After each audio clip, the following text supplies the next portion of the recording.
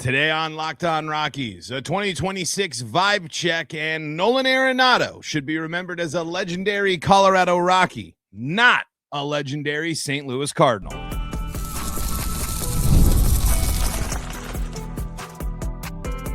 You are Locked On Rockies, your daily Colorado Rockies podcast, part of the Locked On Podcast Network, your team every day. Rock on Rockies fans, welcome into the Locked On Rockies podcast for today, the 14th day of January in the year 2026. I am your host, Paul Holden, bringing you your daily Colorado Rockies talk right here on the Locked On Podcast Network, where you can find your team every day. And if your team is the Colorado Rockies, you're in the right spot, because that's what we do around here, talking Rockies baseball, free and streaming on your favorite streaming services and on the Locked On Rockies YouTube channel, where you can be part of the show. You can fire off your Rockies hot takes. You can let me know what's on your mind when you comment, like, and subscribe to the Locked On Rockies YouTube channel. Today, we are going to be talking about a 2026 vibe check for the Rockies as the coaching staff is complete. The Rockies have made a couple of moves. I want to know how you're feeling about the state of the club. Plus, Nolan Arenado is an Arizona Diamondback. File that under things I never thought I'd say. We're going to talk about the trade, what that means for the Rockies, and what that means for the legacy of Nolan Arenado, all on today's episode. Before we go any further, of course, I am Paul Holden, your Rockies fan extraordinaire. I've been bringing you this daily Colorado Rockies talk for over 5 seasons now and been rocking and rolling with the Colorado Rockies my entire life. We are brought to you by FanDuel. The wild card round has wrapped up, and FanDuel is officially in playoff mode. So visit FanDuel, an official sportsbook partner of the NFL, and grab your profit boost pack every NFL game day. So before we get into the Arenado stuff, I just wanted to get a vibe check from the Rockies fans and where I'm at right now. I'm happy to see things starting to form. The Rockies bringing on their first base coach today and settling things up, building out the pitching staff here. And let me make sure that I can find it. Just who it is real quick. Hold on. Rockies. There it is. I thought I had it up, but nope, I didn't. All right.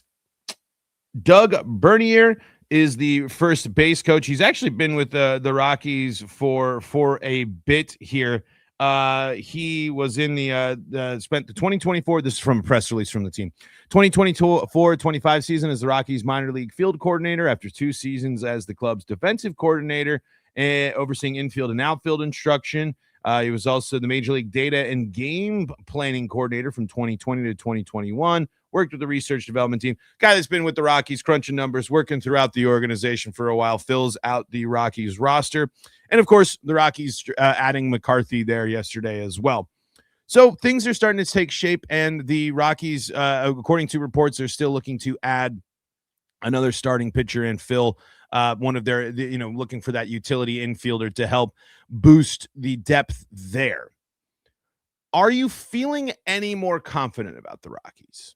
Are you liking the directions? Because, the initial reaction to the 2 moves the Rockies have made on the roster, of course, we've still, I think it's still plenty understandable, given the fact that it's very early on and we haven't seen things, to have your doubts and hesitations about, the Rockies and the new look, and DePodesta especially being the big question mark and one that we had our big concerns about when they brought him in. And as the dust has settled now a couple of months later, we're getting to that clearer picture that we were hoping to see a couple of weeks ago.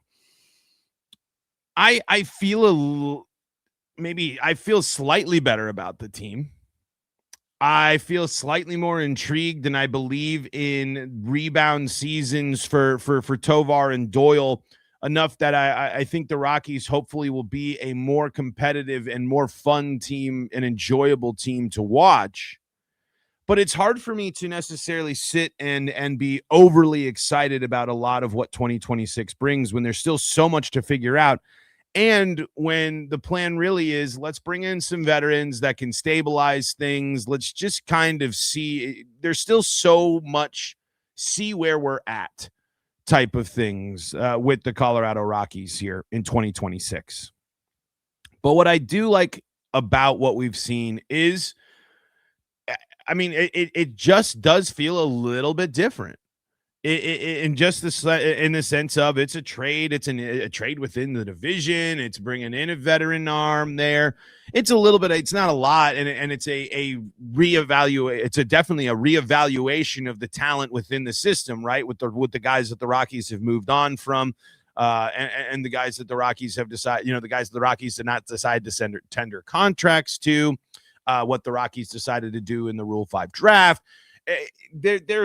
We're getting the inklings of things of what this hopefully will turn out to be, and what the real core beliefs of this new organization and new organizational structure is.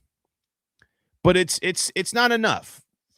I shouldn't say, saying it's not enough is not the right phrasing necessarily for. It's not enough for me to sit here and sell you on the Rockies make a massive swing next year in terms of performance.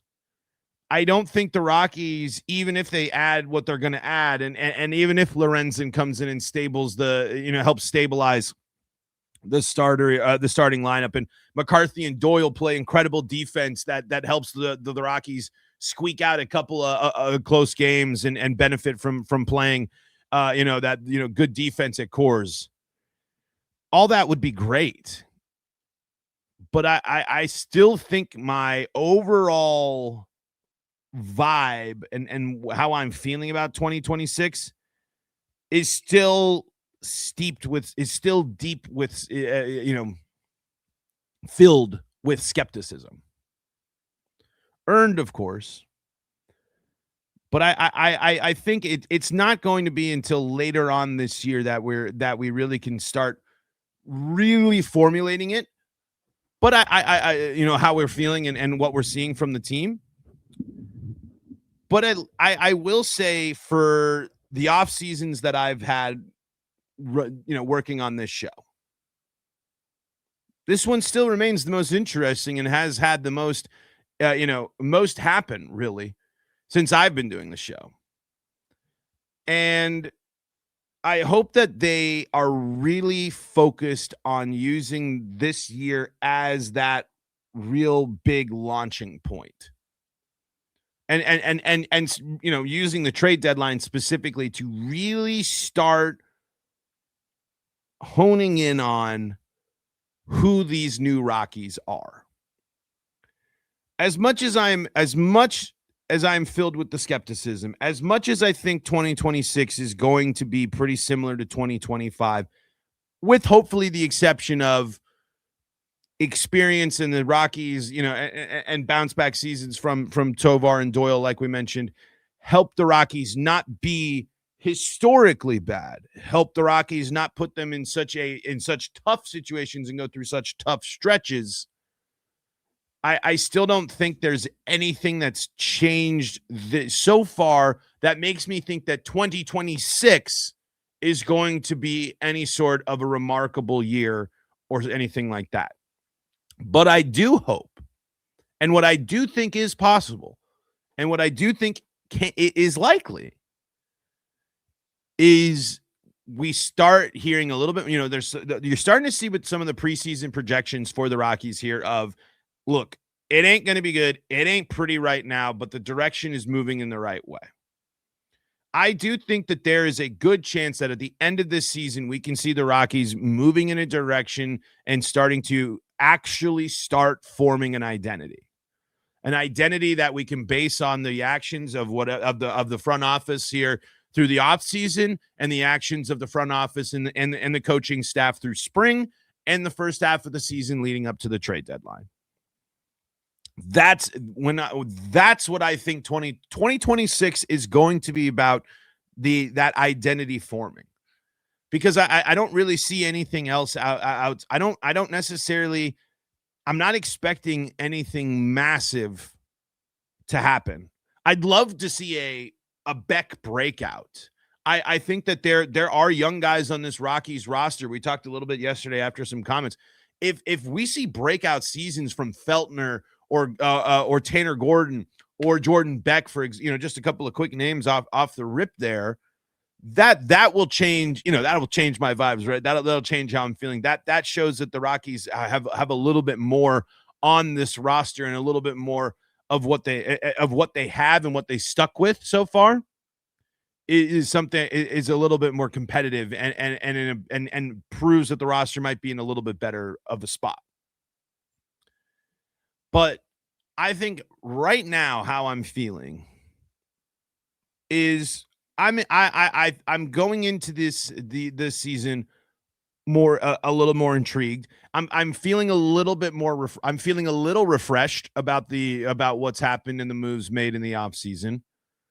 But I think the Rockies fan and myself included still understand how far the Rockies still have to go. But where are you at right now? Because we've done a couple of off-season check-ins here, but now that the Rockies have made a couple of moves, now that we're getting some a little bit more momentum into adding on and making moves for the team, are you feeling a little bit more confident in the direction of the team? Are you feeling a little bit more confident in the roster? Are you confident that there is a breakout player on the roster? Let me know in the Locked On Rockies YouTube comment section. All right, now let's talk to the big news of the baseball world. Nolan Arenado is an Arizona Diamondback. Before we do that, though, got to tell you about the folks that help make this show possible, and that includes FanDuel. And whew, did we have a weekend of football, and do we have a big Saturday ahead for the Denver Broncos. FanDuel is officially in playoff mode. Every game day during the NFL playoffs, FanDuel is giving customers even more ways to get in on the action, because right now, every NFL playoff game day, that's Saturday for us Broncos fans, FanDuel users get a profit boost pack waiting for them inside the app. So that means if you got a hunch, if you're feeling, confident in RJ Harvey, or you're feeling confident in Bo Nix, you got a hunch, or maybe you just want to back the Broncos, who might be going into this game as underdogs. You'll have to be watching that line on FanDuel throughout the week to see where it goes. You can benefit from multiple profit boosts. You can apply to the bets you like the most. The boosts give you more juice on the bets you already like instead of forcing you to bet something new. You make your picks, then apply your profit boost to go after even bigger payouts while the playoffs get rolling. So visit FanDuel, an official sportsbook partner of the NFL, and grab your profit boost pack every NFL playoff game day at FanDuel.com. Back at it here for segment number 2 of today's episode of Locked On Rockies. Thank you so much for making us your first listen of the day. And because of your support, the Everydayer support, we are the #1 sports podcast network. So shout outs to all you Everydayers out there. And you can join the Everydayer Club, which gets you access to an ad-free audio feed for Locked On Rockies, which is compatible with Apple Podcasts, Spotify, and every other major podcast app. Plus, you can get an invite to the members-only Locked On Everydayer Club Discord server, which includes a group chat for Locked On Rockies listeners and all sorts of other talking and discussing and hanging out with Everydayers from across the Locked On Podcast Network. Check out Locked On Rockies.supercast.com. That's Locked On Rockies.supercast.com. Nolan Arenado heads to the desert and is now an Arizona Diamondback, and he returns to the National League West. And can't lie, my first reaction was, thank God he's not a Dodger, because if he at least kills the Rockies as a member of the Diamondbacks, I can feel at least a little bit better instead of watching him do it in Dodger blue. Never thought I would say this sentence in my life. Nolan Arenado, the Arizona Diamondback, and it shows that the Cardinals are obviously rebuilding, and it also signals a really big moment in the career of Nolan Arenado, because Nolan Arenado failed in St. Louis. it's not just him. Obviously, Nolan Arenado had his best season statistically as a member of the Cardinals, and had a solid stretch. Still continues to play at a Hall of Fame rate. He won 3 Gold Gloves, was an All-Star 3-time, came in 3rd in the MVP voting. I'm sorry, only 2 Gold Gloves for the Cardinals, also winning the Silver Slugger. So maybe shocking to say that he failed, but he left for and if you listen to the show, I have been an Arenado defender, and I understand the circumstances in which he left. But he forced his way out. He forced his way out to go play more to go to a more competitive team, to get himself into playoff baseball. And he had more playoff wins as a member of the Colorado Rockies than he did as a member of the St. Louis Cardinals. He had more time in the playoffs as a member of the Colorado Rockies than the St. Louis Cardinals. No one won that trade. It's crazy to say that. And because you can, again, the Rockies paid Nolan Arenado to go play for the Cardinals, and the Rockies have not a single member or not a single player from that trade is on the Rockies roster right now. Nolan Arenado played an MVP caliber ball, was an all-star for 3 straight seasons with the Cardinals before not being an all-star in 24 and 25. So, of course, you can sit there and point to, well, he still played well, but he didn't reach his goal. He didn't achieve what he wanted to achieve. The thing he thought that the Rockies could not get him, the place where he thought the Rockies could not get him to, the Cardinals did a worse job. If you're a Cardinals fan, I think now that this trade has happened, and with the way the Arenado Goldschmidt era has ended in St. Louis, there's an argument that that's a bigger failure than the Rockies than the Rockies trade. Obviously, the Rockies trade, it was, again, blew up completely in their face. They paid Nolan Arenado to go be an all-star for another team while they couldn't develop and they couldn't maximize the talent that they brought in return for him. But the legacy of Nolan Arenado has just been severely complicated. Nolan Arenado is a Hall of Fame caliber player that does not have very much postseason, not only just postseason appearances, but postseason success. It's pretty crazy. Nolan Arenado did not win a single game in the postseason with the Cardinals, making it in 21 and 22. 0-3 in the wild card rounds. And in those games, Arenado was non-existent.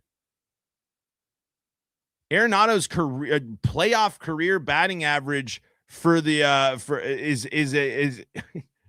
is a 152, 143, 242. That's a 152 batting average, a 143 OBP, a 242 slugging, and an OPS of 385 with 9 strikeouts in 33 at bats. Nolan Arenado is one of the greatest Rockies of all time. Nolan Arenado should be remembered as a Colorado Rocky, because at the end of the day, his Cardinals tenure is, I don't know if it's too harsh, but is forgettable. Outside of the 20, what is it? Hold on, make sure I get this the right year. The 2022 season, where he was a dang near 8 WAR player with 103 RBI and batted 293, 358, 533 with an OPS of 891, winning the Silver Slugger, winning the Gold Glove. and showing that is the ultimate version of Nolan Arenado. That was the best version of Nolan Arenado. But it wasn't good enough to help his team in the postseason. And that is going to be a huge thing that plagues him. It's crazy in that season, that 2022 season there, he gets one hit in the playoffs. Nolan Arenado in his Cardinals career has one postseason hit. He has more strikeouts as a member of the Cardinals in the postseason than hits. And he's one of the game's greats that has a total postseason record of 1-4. Obviously, baseball very much a team-oriented sport, of course, right? But that's if there is no way you would think that that's how the Cardinals era of Nolan Arenado would end with these numbers. And again, Nolan Arenado is now entering the back end of his career. Hasn't been quite the same player, and we've seen some issues. Obviously, he's still a very effective ball player. Nolan Arenado at 1.3 WAR would have been one of the best in 2025. Would have been one of the best Rockies. It would have been one of the best Rockies on the roster this year. But now that Cardinals fans are going to reflect on this era, how can you not look at that as coming up short, as failing it? And maybe it's the Cardinals, they had some opportunities. They didn't add, they didn't build, they didn't trade. Nolan Arenado, I mean, that's on top of it being the Atlanta, and I keep saying it, the Arizona part, which we'll dive into in a second here after the break. But Nolan Arenado's Hall of Fame candidacy is going to be a fascinating one if he doesn't finish and help Arizona reach its goals. I think a lot of people are going to point to Arenado as what could have been, and a guy that in the biggest moments was not able to be the clutch player that he was in the regular season. But above all, he should be remembered as a member of the Colorado Rockies, because that's where he played his most consistent and his best baseball. And what he should be remembered for in terms of the Colorado Rockies is the team wasn't willing to build around one of the best players in baseball, wasn't willing to take the criticism and the heat from their best player, and weren't willing to commit to building that winning roster. I can't remember what the tweet was, or I think it was in the Zips projection when it was talking about how everybody else on the Rockies roster that wasn't Story and Arenado and Blackman, probably LeMahieu in there, was combined for a negative something WAR. As much as what happened in St. Louis softens the blow a little bit of the Arenado trade and the fallout of the Arenado trade, it still doesn't change the fact that the Rockies failed Nolan Arenado. Just like the Cardinals fans might look at and say Arenado failed the Cardinals, I still believe firmly that the organization was not willing to come to terms and work with its most important player and actually take the criticism and actually make the changes and make the moves that they needed to make, instead of doubling and tripling down on being a mediocre bargain bin scraping team of the Jeff Bridich era. Nolan Arenado's legacy is going to be a very interesting one to follow. It'll be very interesting to see how people look at him and view his career voting for the Hall of Fame. And I know I'm the Rockies homer, but if he makes it into the Hall of Fame, he should be wearing a Colorado Rockies hat unless he plays at an MVP caliber level for the last 2 years of his contract and helps Arizona win a World Series. Look at the numbers. Look at what Nolan Arenado did for the Colorado Rockies. That dude's a Rocky. That dude ain't a Cardinal when it comes to the history books, or if you ask me. Okay, enough about legacy. Nolan Arenado heading to Arizona means he's seeing the Rockies quite a bit.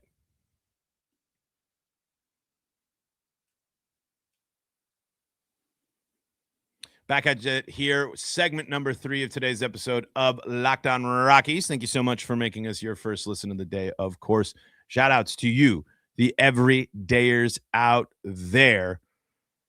I think, we just were talking about the legacy, right? But how weird was it for you, the Rockies fan out there, to see that notification that Nolan Arenado is traded to the Diamondbacks, a team that Arenado has killed, by the way? But that was just, he had the no trade clause, and I wondered how much that shifted. And Arizona, a fascinating team. Arizona, a team that was right on the cusp of things last year. Arizona has been in the mix. Arizona was in the World Series not too long ago. Arizona still has, it is interesting. I do wonder if there was an element of competing against, hey, it is going to the NL West against the Dodgers. But maybe Arenado has shifted a little bit from, the stars aligning for him to join the dreaded Dodgers to maybe he wants to help take him down. But Nolan Arenado is a great glove still that is going to be a solid third base option for the Arizona, a good Arizona Diamondbacks team in a hitter-friendly environment for him in a place that he thrived.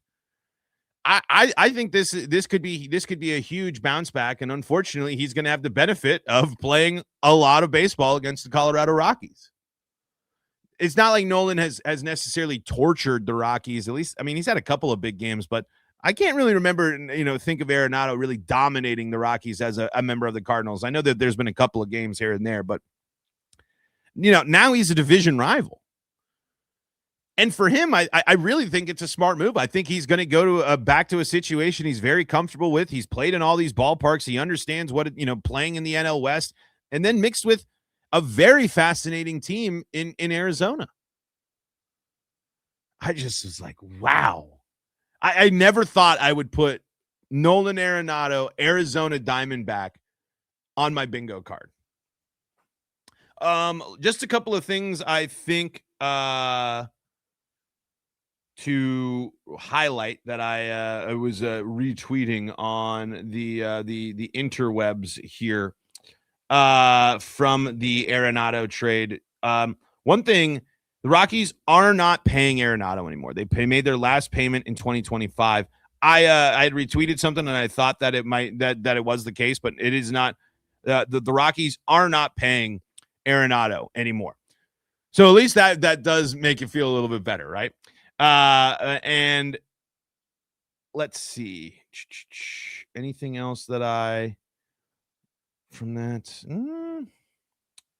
Nothing really else here on that, but I think that payment was, obviously that's one of the biggest things. That's one of the biggest things people talk about when it comes to the contract is that. So, all right.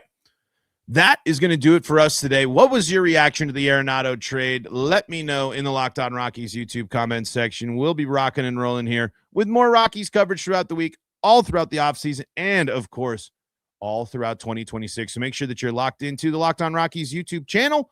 And if you're looking for more baseball talk or a second listen today, go check out Locked On MLB. And we got you covered for a crazy time in Colorado sports. Locked On Broncos, Avalanche, Nuggets, and Buffs. All free and streaming on your favorite streaming services. Until next time, I'm Paul Holden saying so long from the Locked On Rockies podcast.